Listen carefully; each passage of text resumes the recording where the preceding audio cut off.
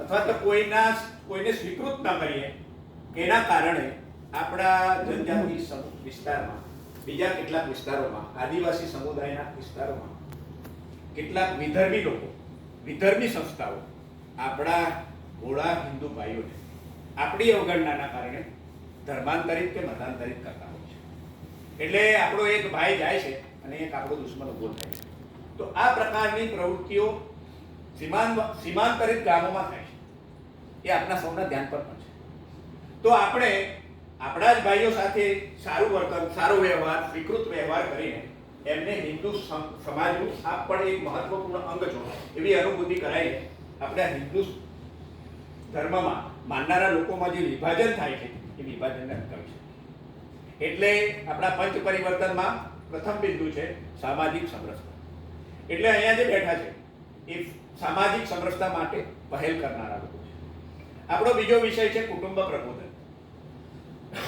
આપણા બધાને ખબર છે કે આપણે ભારતની સંસ્કૃતિ, ભારતનું વેદોનું, શાસ્ત્રોનું, પુરાણોનું જ્ઞાન એ મનુષ્ય જીવનની સાર્થકતા માટે અને શ્રેષ્ઠતા માટે શ્રેષ્ઠ છે.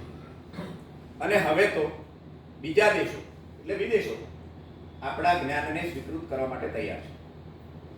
આટલું સારું શ્રેષ્ઠ જ્ઞાન પરંપરા આપણી હોવા છતાં, આપણી સંસ્કૃતિની આટલી મહાનતા હોવા છતાં આપણા પરિવારોમાં, આપણા કુટુંબોમાં ક્યાંક ને ક્યાંક વિદેશી કલ્ચર કે જે ઠીક નથી એ ઘૂસી ગયું હોય એવી અનુભૂતિ થાય છે. એટલે કુટુંબ પ્રબોધનના વિષય દ્વારા ભારતના કુટુંબો, ભારતના પરિવારો ભારતીય શાસ્ત્રો અનુસાર, ભારતીય સંસ્કૃતિ અનુસાર જીવન જીવે એ પ્રકારના વિચારો પરિવારોમાં મજબૂત કરવા માટેનું એક આ વિષય છે. આપણને ખબર છે કે વિદેશમાં છે ને રાષ્ટ્ર, એ રાષ્ટ્રનો સૌથી નાનો એકમ એ બીજા દેશોમાં વ્યક્તિ છે. જ્યારે ભારતમાં રાષ્ટ્રનો સૌથી નાનો એકમ એ એક પરિવાર છે. તો પરિવારોમાં ભારતીયતા, પરિવારોમાં ભારતીય સંસ્કૃતિ મજબૂતીથી પ્રસ્થાપિત થાય એ વિષયને લઈને આજે આપણા પરિવારોમાં જન્મદિવસની ઉજવણી, આપણા ઘરના રીત રિવાજો, આપણા ઘરની પદ્ધતિ એમાં ભારતીયતા કેટલી છે. એટલે જ આપણા આગેવાનોને કહેવાનું કે આપણા કેટી સાહેબનો જન્મદિવસ હતો તો અમે કેટી સાહેબના જન્મદિવસમાં ગયા હતા, પણ કેટી સાહેબના જન્મદિવસે તો ત્યાં તો કોઈ કેક પણ નથી અને ત્યાં તો કોઈ મીણબત્તીઓ ઓલવવાની પદ્ધતિ પણ નથી. કેટી સાહેબના જન્મદિવસે અમે ગયા તો ત્યાં તો સરસ મજાનો લઘુરુદ્ર હતો, સરસ મજાનું ભોજન હતું, આડોશી પાડોશીમાં મીઠાઈ વિતરણ હતું. તો આ ભારતીયતા જે છે એને પ્રસ્થાપિત કરવાનું કામ, કોઈ સામાન્ય માણસ આવું કરશે તો એની નોંધ નહીં લેવાય, પણ આપણે સમાજનું નેતૃત્વ કરનારા લોકો આ વિષય કરશે કે ભાઈ જન્મદિવસ અમારા શરદભાઈ ઠાકર સાહેબના એમની મેરેજ એનિવર્સરી હતી તો એમને ત્યાં પણ સરસ મજાનો યજ્ઞ હતો. એમના પતિ પત્ની બે જણાએ કોઈ સેવા વસ્તીમાં જઈને મીઠાઈ વિતરણ કર્યું હતું, કોઈ જરૂરિયાતમંદોને દાન કર્યું હતું.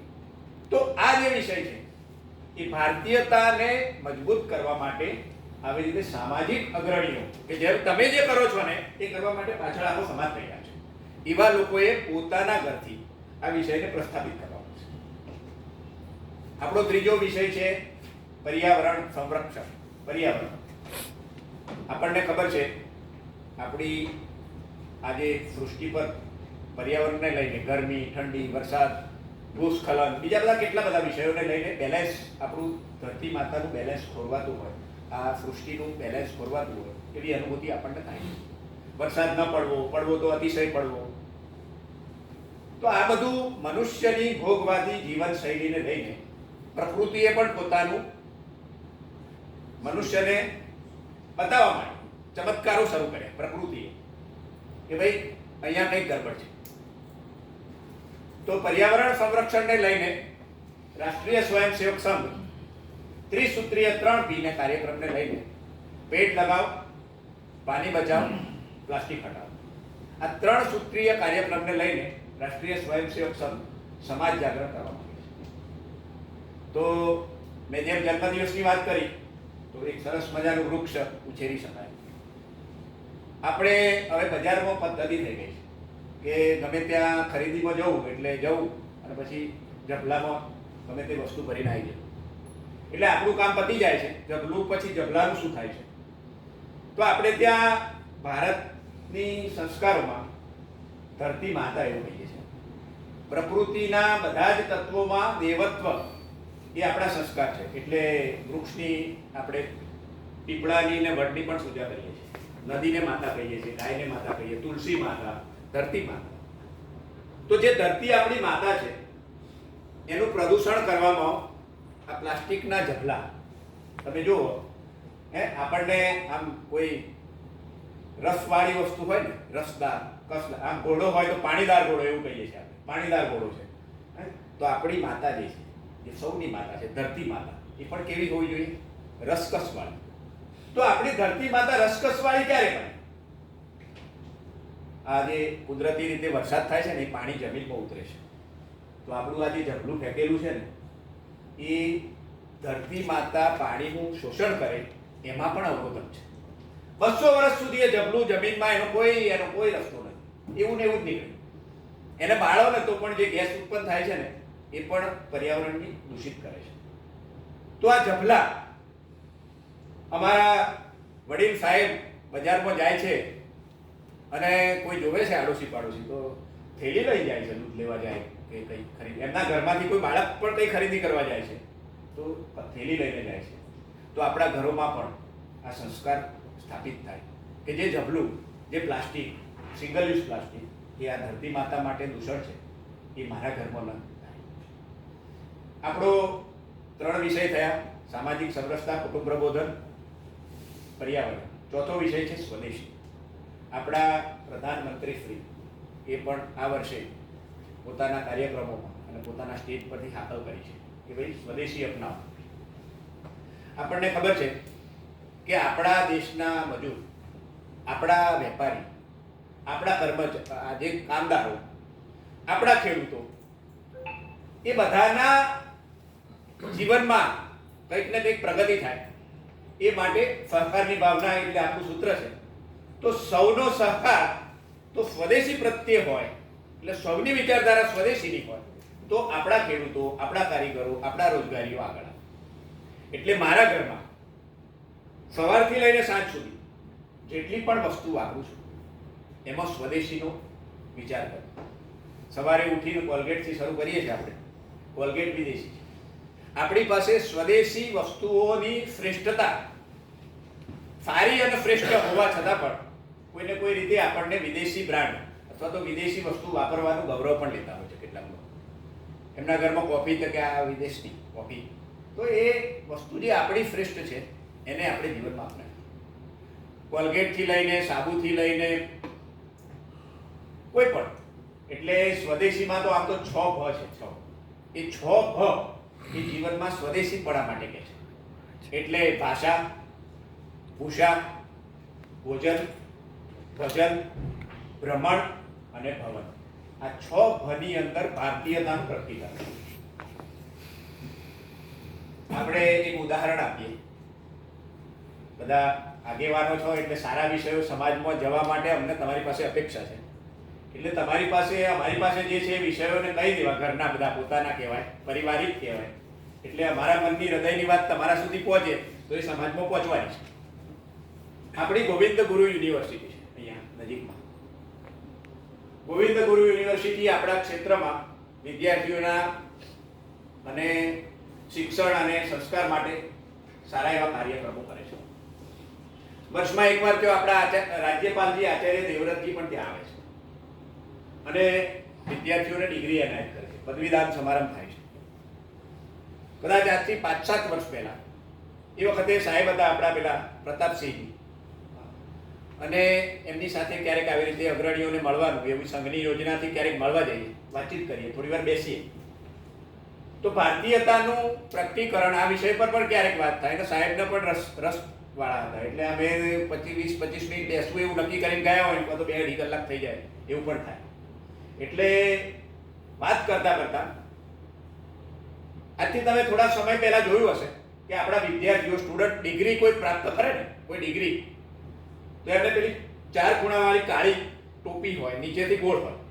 એ 4 ખૂણાવાળી કાળી હેટ એના માથા પર હોય, ટાઈ બાઈ મારેલી હોય, અને એ ડિગ્રી પ્રાપ્ત કરે એનું ગૌરવ વિદ્યાર્થી અનુભવે અને એ 4 ખૂણાવાળી કાળી ટોપી વિદેશી ટોપી પહેરવામાં પોતાની જાતને ગૌરવાન્વિત એ મહેસૂસ કરે. વાતમાં વાત થઈ કે આપણી ભારતીયતા આમાં કેટલી દેખાય છે. પછી વિચાર થયો, પછી અમલ પણ થયો. આજે આચાર્ય દેવવ્રતજી આવે છે આપણા ગોવિંદ ગુરુ યુનિવર્સિટીના પદવીદાન સમારંભમાં, અને જેટલા પણ વિદ્યાર્થીઓ ડિગ્રી હાંસલ કરે છે, પદવી હાંસલ કરે છે, એમના માથા પર સરસ મજાનો ભારતીય સંસ્કૃતિની પ્રકટીકરણ કરતો સાફો પહેરેલો તમે જોયો હશે. એની સાથે સાથે બધા આખી યુનિવર્સિટીના બધા ડીન, પોતે વીસી અને જે મહેમાન આવે, તો ભારતીયતાને પ્રસ્થાપિત કરવા માટેનો એક નાનકડો પ્રયાસ પણ એ આપણને દેખાય છે, ભારતીયતાનું પ્રકટીકરણ.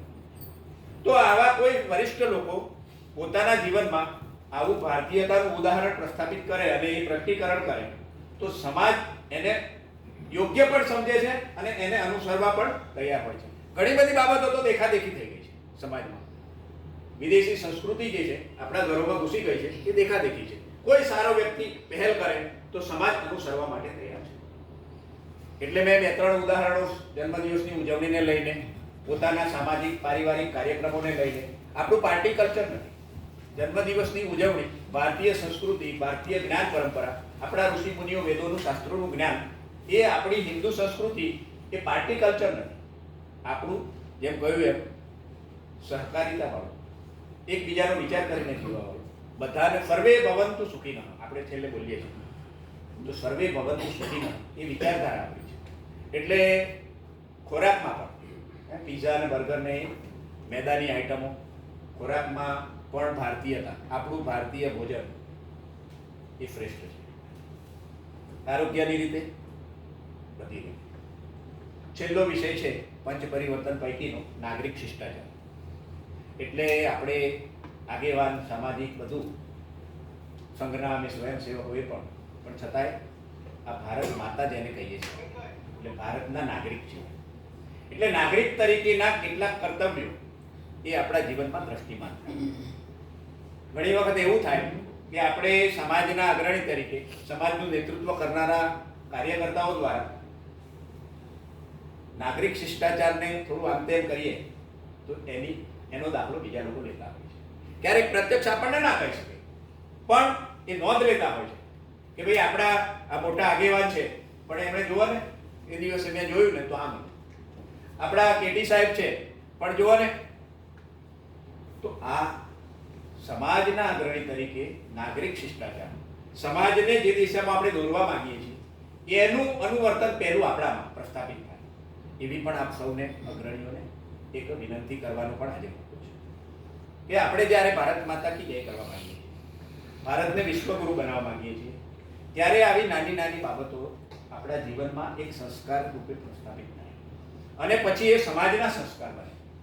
તો આપણે જે ભારત માતા કી જય કરવા માટેનું નક્કી કર્યું છે અને સૌના સહકારથી જે ભારત માતા કી જય આવનારા સમયમાં થવાની છે, અને ભારત માતા કી જય થવાની છે એવું પહેલા બધાને આમ હંબક લાગતું હતું. આજથી 20, 25, 30, 40 વર્ષ પહેલા કોઈ એમ કે ને ભારત માતા કી, મદારીઓનો દેશ, ગરીબોનો દેશ, ભારતની છાપ કેવી હતી 20 વર્ષ પહેલા, અને કોઈ એમ કહે ને કે ભારત માતા કી જયનું આ આરએસએસ સંગઠન ભારત માતા કી જય કરવા માંગે છે, એવું પણ વિચાર પ્રગટ કરીએ તો લોકો હસતા હતા કે ભાઈ આ કેવી રીતે થવાનું, આ તો કંઈ દેખાતું નથી. પણ આજના વર્તમાન સંજોગો હવે આપણને દેખાય છે. આપણે ભારતની બોલબાલા વિશ્વ સ્તરે જે છે એના આધારે આપણને પણ આવો વિશ્વાસ લાગે છે અને હવે આપણે નેતૃત્વ કરતા થઈ ગયા છે. તો વિશ્વમાં ભારતના સંસ્કારો વિશ્વમાં ફેલાશે તો વિશ્વ સુખી થવાનું છે. એટલે આપણી વિચારધારા વિશ્વને સુખી કરવાની છે. એટલે ઘરથી શરૂ કરીને પાડોશી, ફળિયું, સમાજ, એનાથી આગળ સર્વે ભવંતુ સુખીનઃ એ વિચારધારા સમાજમાં વહેતી કરવાનું અને એને લઈને આ પંચ પરિવર્તનના વિષયો સમાજમાં જાય અને એના માટે આપના જેવા આગેવાન. એટલે આપણે એક કાર્યક્રમ પહેલા વિજયાદશમી કર્યો, બધાને